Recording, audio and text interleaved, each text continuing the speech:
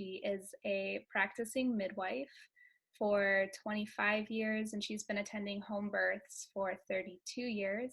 She is the lead midwife, and owner of Full Spectrum Midwifery based out of Burlington, Vermont. And this is Birth Love Family's LunaSpeaks. So hello and welcome. Thanks for joining us. So how are you today, Peggy? I am great. Thanks for having me on. Yeah, absolutely. I think it would be hard to not be great with the job that you have. It is a wonderful job. Yes. It keeps me busy, and we have some changes in our practice. We have another midwife joining us, so that is lovely. It's always a dynamic group, because I have students and other junior midwives that I've worked with over the years. And currently, April Vanderveer is the other midwife joining my practice. And so, yeah, it's an exciting time. Awesome. So how many midwives are in your practice, and how many do you have in training? Currently, we have one in training, Shari Kaur, and April, like I mentioned. And it is, because of the fact that I have a low volume practice, and I have been doing this for a long while. Over the course of the years, I've had other midwives with me. I've partnered for 10 years with a midwife when I first started working, Nan Reed. And then I did a few years of solo practice. And then Emily Zoltan was with me for a little while, and Lissa Dorr, who both of them were licensed midwives working with me. And so the most recent junior midwife I've had is Lindsay Gillies. Some folks might know her, and she's at Yale doing the nurse midwifery program now. Awesome. Cool. Yeah. Nice. So when you say low volume, I mean, Vermont's population is, it's not like a concentrated city or anything like that, and yet it does have a higher statistic of home births than a lot of other states. But like, what is the ratio with practicing midwives anyway? I mean, you don't have to give me an exact number. Does it feel like there are a lot of midwives or not enough?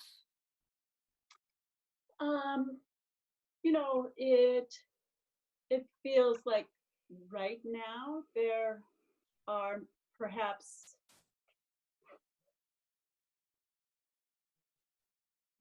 I will have to say I don't know for sure what goes on in southern Vermont, and if there are people who are looking for midwives and not able to find them. Yeah. But in this area, I feel like the ratio is good. I think that the midwives who are there, they have a pretty busy practice. And busy meaning, though a hospital-based practice might deliver, each practitioner might deliver maybe 100 to 200 babies a year, whereas home birth midwifery practices deliver maybe 25 to 35 a year. So it's like a big difference, and it's a different style of midwifery, just because it's low numbers and you really get to know the people that you're working with. Yeah, let's break that difference down. I feel like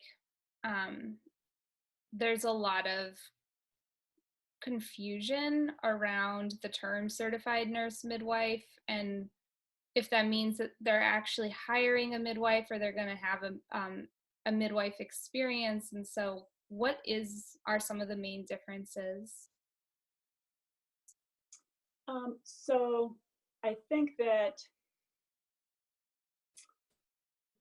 With a hospital-based midwifery practice, I know that at Porter, they share a call with the physicians at uh, the birth center. And at Copley, the same goes. The midwives share a call with the physicians. Mm. And so when you join a group like that, when you're delivering with them and seeking them for prenatal care, you are working with the group, and whoever's on call when you're having your baby, that's who you will be working with. And practices like that, and up at UVM, they, because they see so many people, and they, out of the, simple necessity of being able to provide care for all of those numbers, their amount of time that they spend with clients is less. And so for home birth based practices, there are mostly CPMs and licensed midwives. And those are two, certifications that I hold. I'm a certified professional midwife and a licensed midwife. And April is a certified nurse midwife. So it kind of, that doesn't necessarily define the differences in care, but what does is the volume of practice. And so home birth based midwifery practices have a low volume. And so that leaves us with the luxury of being able to set aside an hour for prenatal visits and through really get to know people. Oops, that's feedback. Oops, That, sorry. that All okay? is well. Okay. I'm good. We can keep recording. Okay. So with the luxury of time, we can help people learn, especially families who are having their first babies, learn more about how labor unfolds and how to be relaxed with everything that goes along with being in labor. And so that is, I think, missing in a lot of, for a lot of women. Like if you've never been through it before, you wouldn't necessarily know. And hearing it once at, a childbirth education class, maybe doesn't quite help you understand it in a way where if you're working with somebody who's, they're the ones who are with you during the labor and the birth process, they're the ones who've kind of helped you kind of learn and understand what to expect. I think it's so helpful for somebody who's with them, like knowing that you have that support and understanding of, that just having confidence and realizing that it's a process and it's something that shouldn't be timed by the clock, and just to be supported so that every family has the confidence to just let nature unfold, and also the confidence that understanding that things can occur and things, just that you have a trained midwife to be watching and monitoring for all of the, kind of range of normal, and for when it kind of goes outside the scope of normal. So it's when you're in a practice where there's a shift change, you don't necessarily have that continuity. And so, meeting somebody new might, for some individuals, kind of be a little bit hard to adapt to, and not having that constant person who you know and trust. Yeah, I've heard that from some clients of mine that they ended up giving birth during a shift with one of the certified nurse midwives that they got along with the least during the prenatal visits. And then they end up having this semi uncomfortable experience because they also have that personality layer on top of the fact that they're laboring and giving birth. I've, as a trauma therapist, I've helped these clients process through the trauma of having given birth with somebody with whom they were uncomfortable to birth. And it's not against the hospital. They loved their experience with the hospital. It just was actually literally about the personality difference in not being able to decide or control the environment of who gets to be in the birthing room on the professional side of things. Yeah, and it is tricky. I mean, it's it's too bad that there isn't that flexibility of being able to, choose who is on call. But it is dedication from like the perspective of a midwife to it's devotion to be able to be on call all of the time and to be able to provide that continuity to people. I can see how a lot of midwives would choose to have a call schedule where they'll, work a, 10-hour shift and then be. It is very helpful to have that. That's why I'm so excited that April's joining my practice, so that there will be two of us, and maybe a little bit there will be a part of, for instance, if I'm out of town and April and an assistant will be attending, and somebody might be thinking I would be there, that happens. And it's good for every laboring mom to feel supported, feel trusted, but also kind of deep within know that you have to be flexible. And also the person that you have to count on the most is your own self, because you're the one who's laboring, you're the one who's like giving birth, and you're the one who has the power and the ability to make it be what you want it to be. And so that is important. Mm-hmm.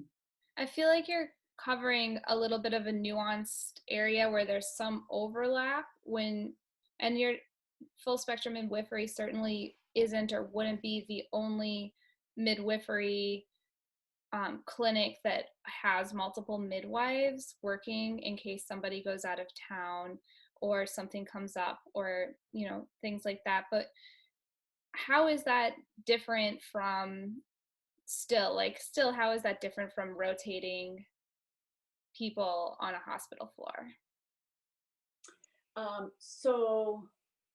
Well, for most of our deliveries, there will be both midwives will be coming to the births. Gotcha. So it really is, though there are two of us, it's like two for the price of one. And we will, if there's a long labor, we'll be able to tag team and do a nap and be able to eat and still provide constant attention and care. So it is true that not very often will there just be one midwife and calling in an assistant for the delivery. Most often it will be the three of us, the two midwives and the student. Mm-hmm. And so, for the time where one of us would be out of town, and it is still kind of like, still care that involves we have the luxury of time, and also we don't have, to get another person in the labor and delivery room because every room is full, and just that pressure and that little buzz behind the closed door of there are other things happening down the hall, and it is in people's homes where they are comfortable, and it is more personalized because we've gotten to know what your pets' names are and what's your, favorite pastime, and just because of the long visits, and also the just having two providers that are alternating seeing individuals. So yeah, it is different in that aspect. Mm-hmm. I was just writing about this the other day, but I feel like birth from a medicalized perspective looks at a medical or institutionalized perspective of birth approaches it from a perspective of risk. So there's always an evaluation of risk or potential risk that's taken into account for every birth. And I feel like that really takes us away from the normalcy of giving birth by placing it within a context of risk. What do you think about that? I think that is very true, and I think it's a reflection of how individuals are trained and the educational process that they go through to get to where they are. Mm-hmm. Because really, we all are just a reflection of our experiences.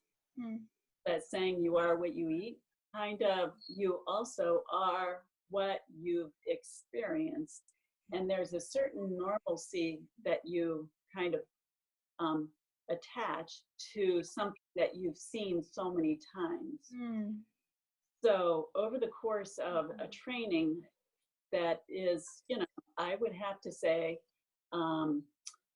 most of the universities who train physicians and midwives, all of the births that they attend are very, very different than the births that I attend. Mm. And when I was choosing what route I was going to get my educational background, I really thought about that a lot, and I really wanted a woman-centered, like normal birth. I wanted to instill the normalcy of just physiological, healthy birth without interventions. And so, though I got into Yale and Case Western Reserve, I decided, no, I think I'm going to go to the Seattle Midwifery School, which the training, the internships, and the apprenticeships that I did through that program and prior to that program were mostly home birth based. Though I did do a stint in a hospital in Seattle and also a hospital in American Samoa. Oh, wow. In American Samoa, I attended 60 deliveries, and they were, I would say, probably maybe 3 of them were involved in epidural and a cesarean. Maybe more, maybe 5, but all of the other ones were just normal, healthy, no Pitocin, just women having their babies. And it was a good experience, all of that. And that's what for me feels normal. And the risk-based, I can understand, and I also integrate that into my midwifery, the risk-based kind of just plan, because that's what a good midwife, a good provider does, is really kind of helps guide and support the whole process, but also looks for when it does fall off the range of normal so that you can help kind of guide it back to normal. or, you know, shift the location of the birth to the hospital and still try to minimize interventions, but try to optimize the process with minimal interventions. Mhm. So, but I do see the aspect of um, some sometimes there is a part of that kind of risk-based um, kind of thought process that shifts providers into kind of um, intervening when it's not necessary. Mhm. And so that's what they're used to, though. Mhm. Yeah. Yeah, my dad is a life insurance salesman. And when I think about risk, I always think about how they do their policies based on the types of risks that people live in their lives. And I'm like, um, yeah. Are you a smoker? Do you exercise? Yeah, Yeah. do you engage in skydiving? How much of a risk are you to your life? So what got you interested in midwifery to begin with? Oh, I don't know where it all began, but um, I grew out up in the country on a farm that wasn't really farmed, but we had animals. And I had a dog who had a litter of puppies. And when the puppies were a few days old, she died. Mm. She had a tragic, like, accident.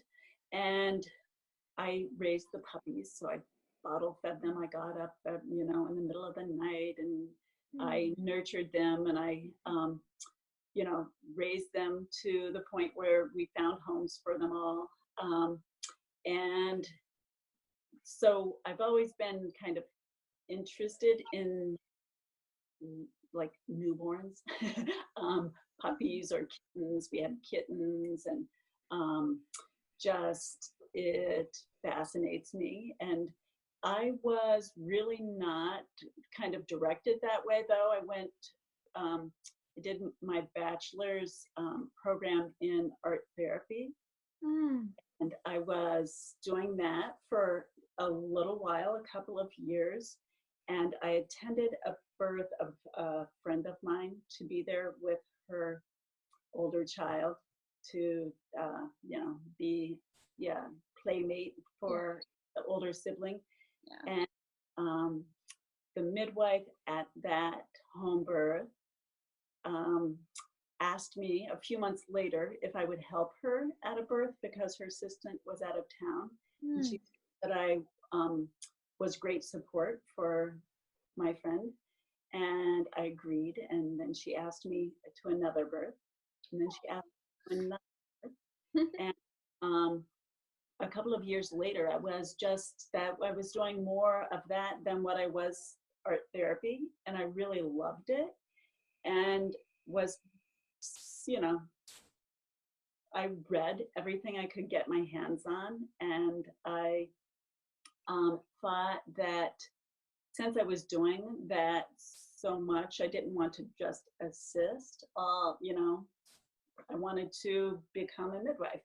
So that's when I started looking into different midwifery programs and considering how I wanted to approach my education to do that. Mm.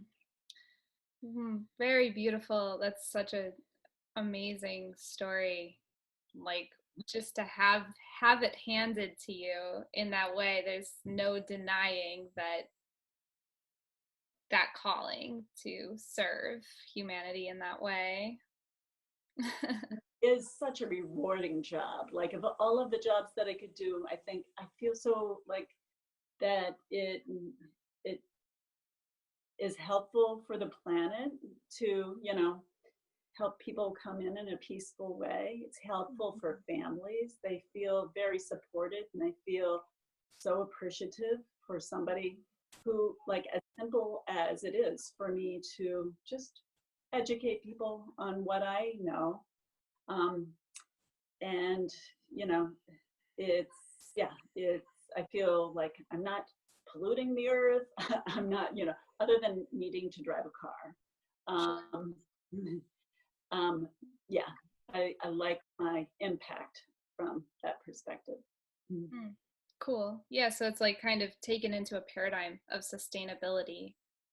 Um, like to begin with, like your whole practice and how you live your life, and because you have, if I'm understanding you correctly, because you're focused on sustainability in your own self, even your job has elements of sustainability to it, and maybe the home or other ways that you live as well. Yeah, yeah. It's just sharing love and kindness and openness and, you know, helping people feel secure and Mm. cared for and at a vulnerable time.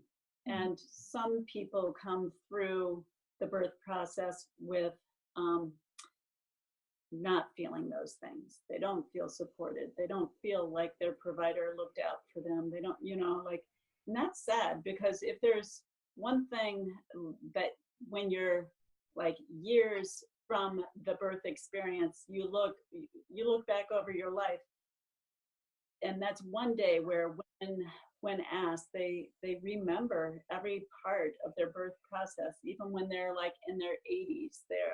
They remember that day. It's important. Yeah, yeah, that I I think you really like narrowed in on it when you mentioned peaceful birth. There's so much thought that birth is this intense experience that's going to be filled with pain and suffering. And yet to hear somebody who's a midwife call it peaceful is like kind of this opposite of what we think might happen. So, can you help debunk that myth for us a little bit? um, well, I mean, we're with our bodies our entire lives, and the birth process is, it's just in your body. It's normal, it's natural, and your body knows so well how to do it if we can just get out of its way. And though, like I call it the forces of nature, and it is like within your body, your hormones are, you know, surging around. The baby's very much involved. The baby has hormones that are involved. The baby's in there moving around. And if women can get into that part of just being within their bodies, they know their bodies so well, and moving and being okay with those forces and working with them Mm-hmm. and relaxing and being open to it all. And Mm-hmm. it does require an openness and a willingness to kind of just surrender. Mm-hmm. Um, so your body releases endorphins, and endorphins are like, you know, runners get addicted to it. They go out running just so they can feel that like beautiful feeling of endorphins and oxytocin. That's the love hormone. That's surging in your system. So if you feel like you have great support and the environment is kind of set up so that you don't have to have distractions, the temperature in the room is great, you've got, all of your needs met because you've got somebody giving you water over here or a little snack over there, or Yeah. getting into a tub of water.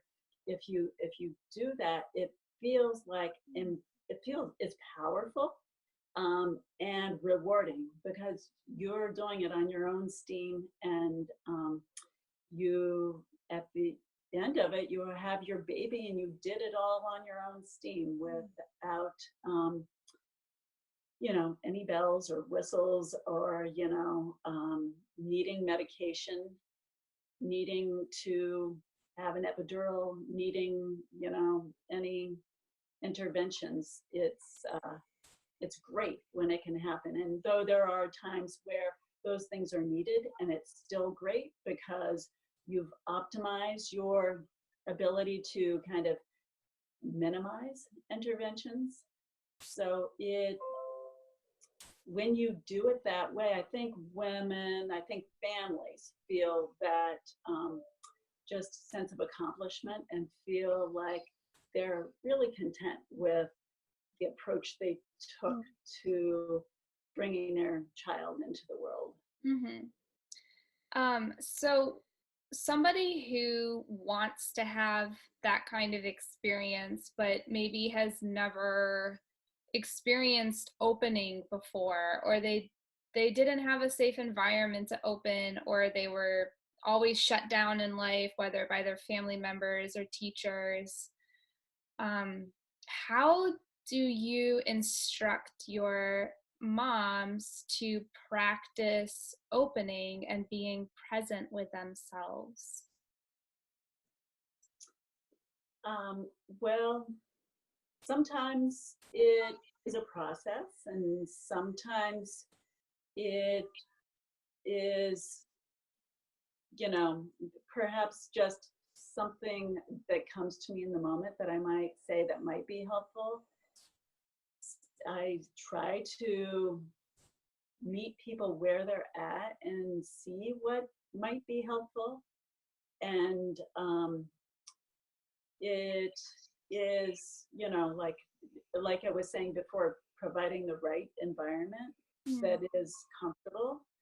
And if, say, there's a point in time where a woman's labor shifts from, she's managing and coping quite well, but then it intensifies. Contractions are lasting longer, and they're, a bit more intense. That I notice that, and I make a suggestion for. I know that we've been like laboring in the bed, leaning over the ball, but I think now's a great time to get into the shower. Let me help you into the shower, and then do that. Be in the shower for a while. And a woman will graduate to like a new way of managing and coping.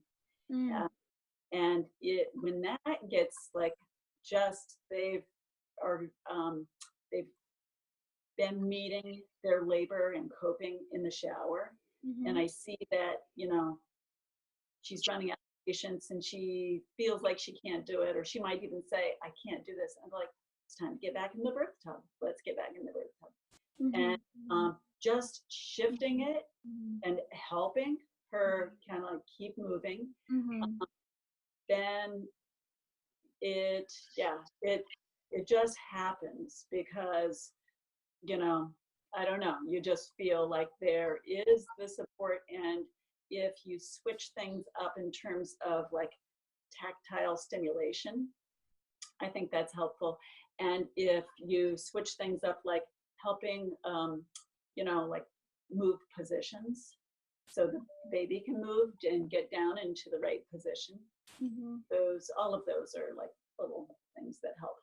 I thought that was really great what you just said about keep moving. It, like, right when a woman or a person reaches a point of saying, "I can't do this," and you just like literally help them shift their body or move into a new position.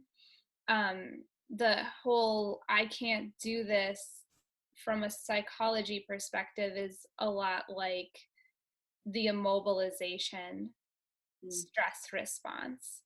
So also as a therapist, I help people move that and get that moving so that they are not feeling immobilized, and they start to identify with the other parts of them where there is flow and fluctuation. Well, what about prenatally? What are you advising to do prenatally to prepare for that moment? For one, I help like zone in on, or hone in, I should say, on baby's position. And starting quite early, like 33 weeks, like, so just as a woman is entering her third trimester and moving through her third trimester, of making sure the baby's in a good position. And if it's not in a good position, giving her and her partner things to do to help the baby get into a good position. And the other things are like just helping her understand what is normal, what to expect as she approaches the last part of pregnancy, and the sensations, just to help her understand that they might feel uncomfortable, but that doesn't mean that they're not good for your body. Kind of the opposite is true. If your pelvis is feeling very achy, if your hips are feeling kind of loose, all of those things are so important for moving into the phase where you're preparing for labor. So to invite those feelings in. And also I like to think of women as athletes, and they're preparing for their athletic event. So it's so important, not just like, I mean, it's important, of course, throughout pregnancy to really take good care of yourself and eat really wholesomely and be active and have a good frame of mind and get fresh air, get sunshine. But through like that third trimester of preparing for your body just to be the best it can be, by making sure you get good rest.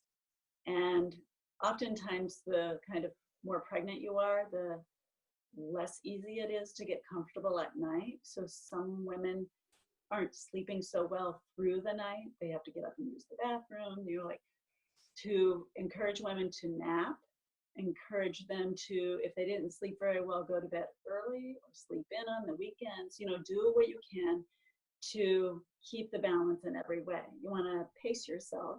You don't want to start labor feeling like exhausted, because labor is going to be an athletic event and you're going to need your energy. You're going to like, and also eating really well, like not eating refined carbs during the last month of pregnancy.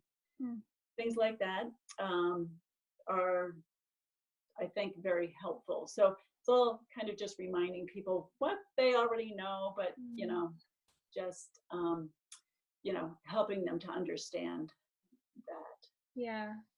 All of that gets them in the zone. Yeah. We only have a few minutes left, but any quick words or to say about postpartum, just to, you know, keep the scale. Sure, yes, because that is an often overlooked, very important part of the whole process.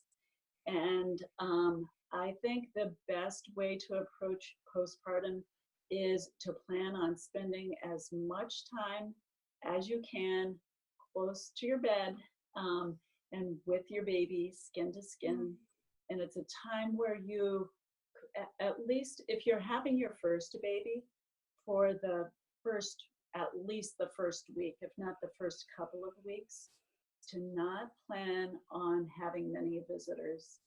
So important to really respect the time that you need to take care of yourself, rest, recuperate, nurse, you're changing diapers, you're like, it's a time to just keep your circle small.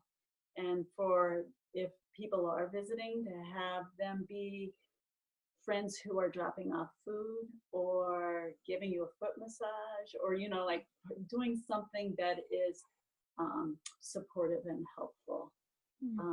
So it is a part of a home birth midwifery practice that does differ from hospital-based practices, because we provide home visits and we provide newborn care for the first couple of weeks. So we're coming to your house and checking in on your newborn and doing the screens and the various kind of check-ins that are important for a newborn, and doing the checks on moms, of course, too.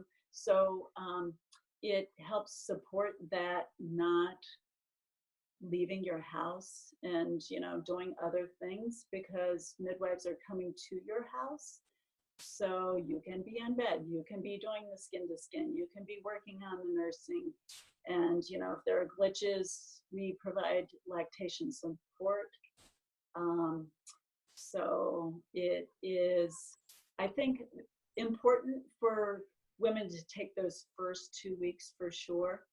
Also a time where I think women aren't educated on the importance of, or maybe not the importance, but just the how to care for their bodies. I cannot tell you how many women I've talked to who have like, oh yeah, when I was young, having my kids, nobody ever taught me about like strengthening pelvic floor or abdominal core. Like nobody told me. And I instructed like all of my clients, like, this is what you do this week. This is what you do, work on this week. This week, like the first 2 weeks is all about rest. You don't want to like be picking up heavy things. You don't want to, but it changes. And so there are things that you can do to just create great core strength so that you're a healthier person in the long run. Beautiful. Yeah. Thank you so much. Is there anything else on your mind that you want to share with us? Not really. Oh, We really? love to provide midwifery care. If anybody is interested, we're easy. It's fullspectrummidwifery.com. It is fullspectrummidwifery.com. And in addition to maternity care and newborn care, we provide well woman care. So family planning, birth control, things like that. STD checks. Okay. Pregnancy tests. Pregnancy tests, any birth control, IUDs. Yes, we do provide that as well. So also somebody who maybe is wanting to transition off of birth control and like become fertile again or start. Yes, all of that. Awesome. All right. Well, thank you so much for joining us, Peggy.